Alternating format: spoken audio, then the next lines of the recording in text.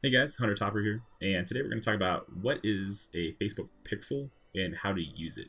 This is not a tutorial on how to add a Facebook pixel to your website. That's in a different video.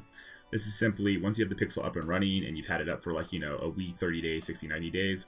What is it, how to read it, and what's the purpose for it for you and your small business. So whether or not you are doing any kind of advertising, you should have a pixel from Google and from Facebook on your website, because it's going to do a couple things for you. It's going to show you, well, it's actually going to do a lot of things. It's going to show you a lot of data, and data is king. So this is the pixel I have on the way you get here is when you've added your pixel and everything, and you're inside your business.facebook.com account, go ahead and hit the hamburger, go down to pixels. If it's just you, then you should have your only pixel in there. But if you're somebody like me who manages multiple accounts, you'll have lots of pixels in there, but we'll kind of keep those hidden. So go into your pixel, and you're going to get this. You're going to get this nice little graph here. It's going to show you events. This is over August 30th to September. So this is almost a 38 graph here. And we're going to see that we've had 683 page views and 34 contacts. Now this contact button is actually incorrect. This current client's website is built on Squarespace, and I don't know how it gets this contact here, but I know that it's wrong because there's multiple contact points on the homepage, like light boxes, contact forms, phone numbers, and such like that.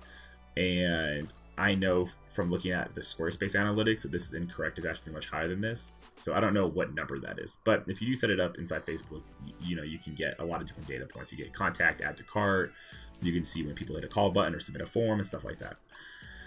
But anyways, so this is kind of a 30-day overview, and it shows you that, you have, some spikes or some hot spots, and it lets you know when we hover over that there was 18 page views, and this one was 22 page views, 21 page views, and then we have like our load times, right? Like what day is this? It looks like, we had 0 page views right there. So this is kind of good to see over the course of 30 days to see, maybe one of your spikes, how, like, when are your spikes, and you can kind of be like, okay, well, I have got a few spikes here. How come I don't have a few spikes here? Maybe we need to focus on what are these days versus what are these days. Maybe this is the weekend. Maybe people know that you're not open on the weekend, and maybe these are all just voicemails. But it's good to kind of see your data points over a spread. So if you go ahead and hit View Analytics, you're going to get a whole lot more. I already clicked it because it takes a couple seconds to propagate.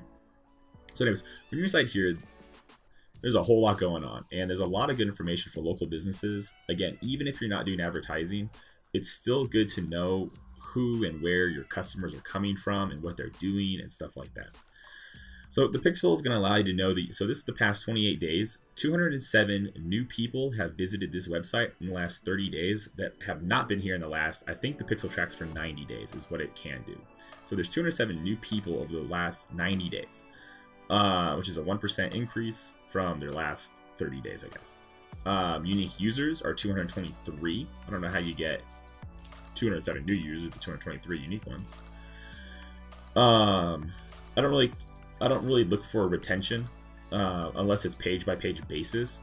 This is retention over the course of the whole website. I mean, I guess it's good if you have positive retention. It'd be that if you had a negative one. But I would rather look at this on a page per page basis, because sometimes the retention on one page, like a contact us page, is going to be way, way shorter than that of a home page or a services page, because people are going to be clicking the button and getting off of it, whereas in the home page, they're going to be reading a lot. It's going to show you your medium session length. Now, again, for a local business, this, in my opinion, isn't as important to look at unless you had landing pages and whatnot. But if you don't have landing pages, it's not really for you. So you have growth metrics, active users of the last 24 hours. Again, you can see, spikes, and when people are coming in, you can kind of see like, oh, okay, we're, getting traffic. And then at this point in time, which is 4 p.m., it starts to die down. That's because these guys close at 5, and, it makes sense that they're kind of build. And then, near 5 p.m., they kind of drop off. We see here, the user activity. We're going to go into the full report here in a second. We can see their top, it says top landing pages, but essentially what this means is it's just top pages that people will visit. This is obviously homepage, every other page. An unknown page, I'm not too sure what an unknown page is. That's something that we could dive into and see where these 16 people are coming from. It could be a landing page, it could be a page that's hidden on the website, and stuff like that.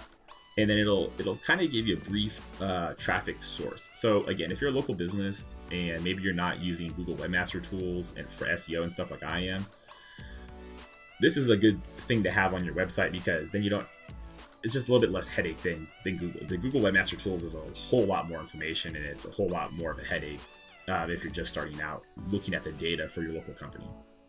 So here we can see our session traffic sources and the unique users from this. It looks like most of our unique users come from search engines.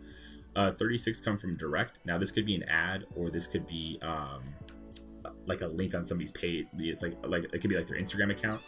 Unknown normally is Google Ads. Self-referral is kind of like, oh, we posted ourselves on either like our Facebook page or our stuff. And then all other is just kind of miscellaneous. You can see social traffic sources, unknown, and all other. Again, I'm 90% sure that unknown mostly means paid advertising, and then all others just kind of everything else. So they don't really do. So from here we can actually see that like their search engines are really killing it. But maybe we should focus on their social media traffic, because they're really not getting a whole lot here. Again, I know that unknown is for like almost for sure that's paid traffic. And then the search traffic sources, Google, unknown, again, paid traffic, I'm pretty sure. And then all other, which could be like Bing, Yahoo, and stuff like that. But pretty much I only care about Google and Bing, just because they're the easiest to rank in my opinion. And that's where everybody's at. So we go here in the full report. We're going to see the same big thing, unique users, new users, sessions. Whatever this wants to propagate. Whatever, we'll kind of go down here. So over here we can see unique sessions. And from here, if you have it set up, you can see if people call you, if people click the button and you have it set up so that, you can see how many phone calls you get. We'll go on this one, which is the largest one. How long do people stay on your website? This, I don't know why I've tried fixing it. I've tried deleting and adding the pixel again, and I've tried to,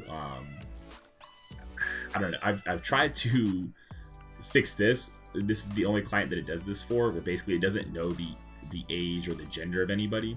But this is really cool because, like, let's say you've had this pixel up for 30 days and you're like, you know what, I'm gonna do an ad. And let's say you're a bowling alley. And you're like, I'm gonna do an ad. I need to narrow down my perfect audience to get the most return on my investment in my Facebook ads. So what you would do is you take a look at your age and gender, and maybe only guys between the ages of 35 and 55 come to your bowling alley for whatever reason. So when you create an ad, you'll know that, hey, anybody under the age of 35 and is a female, I'm not gonna show this ad to, because I'm gonna focus on my biggest clientele first, and then worry about the other ones later. But it can also show you that maybe that you're, here's your biggest clientele, so you focus on that. And then also it's going to show you like, hey, I'm not getting any girls whatsoever. Why aren't I getting girls in my bowling alley?